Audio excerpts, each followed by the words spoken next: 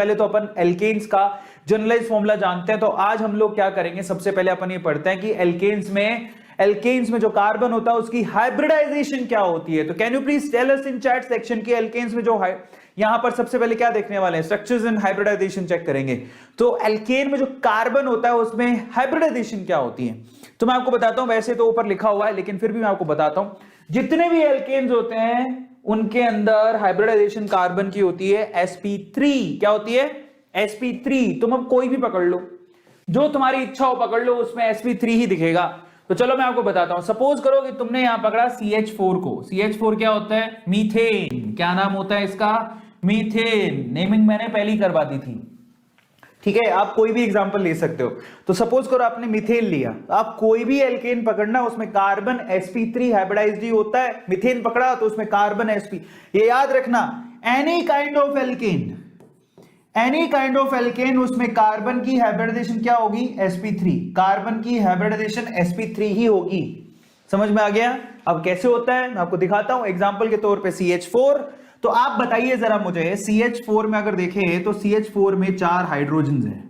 जानते हो कि नहीं जानते हो? 4 हाइड्रोजन है। क्या इस कार्बन के पास कोई लोन पेयर है? नहीं।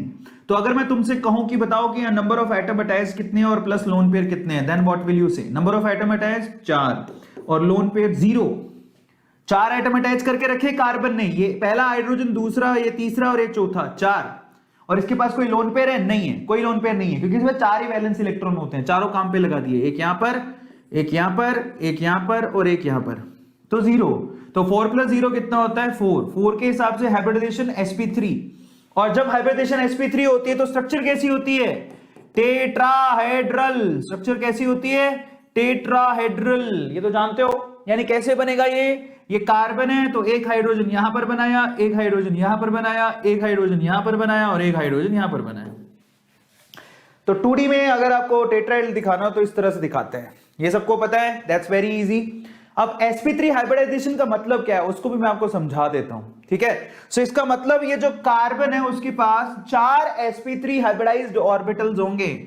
It has 4 sp3 hybridised orbitals. इसके पास 4 sp3 हाइब्रिडाइज्ड ऑर्बिटल्स हैं। Is this clear? तो चलो मैं इसको डिटेल में समझाता हूं। ये तो सबको आता होगा, you are really very smart. तो आपको पता होना चाहिए कि आप कोई भी एल्केन पकड़ लेना, उसमें कार्बन की हाइब्रिडाइजेशन sp3 ही होती है। जैसे एग्जांपल के तौर पे मीथेन, जिसमें कार्बन sp3 हाइब्रिडाइज्ड है, तो इसका मतलब उसकी स्ट्रक्चर टेट्राहेड्रल होगी। ये आपको ध्यान रखना है। अब इसका what do you mean by sp3 hybridisation, उसका मतलब क्या होता है? तो उसका मतलब मैं आपको समझा देता हूं। देखिए उसका मतलब क्या होता है, जरा आप ध्यान से देखिएगा।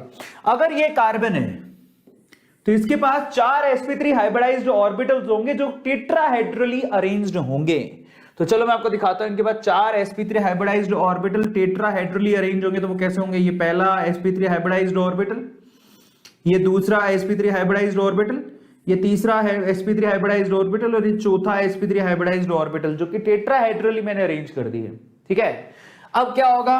हाइड्रोजन आएगा अपना 1s लेके, हाइड्रोजन आया 1s लेके और ये आया अपना sp3 लेके, ठीक है। तो ये s और sp3 के बीच में बॉन्डिंग हो रही है और 2 इलेक्ट्रॉन यहां शेयर हो रहे हैं। और फिर हाइड्रोजन आया अपना 1s लेके, ठीक है, इसका sp3, हाइड्रोजन आया अपना 1s लेके और इसका sp3, हाइड्रोजन आया अपना 1s लेके और इसका sp3। समझ में आ गया? और हाइब्रिडाइज्ड ऑर्बिटल्स हमेशा सिग्मा बॉन्ड बनते हैं। So there is a sigma bond, 4 sigma bonds are there. ये इसका मतलब है। Is this clear to all of you? तो फाइनली टेट्राहेड्रली ऐसे अरेंज होते हैं। Is this clear?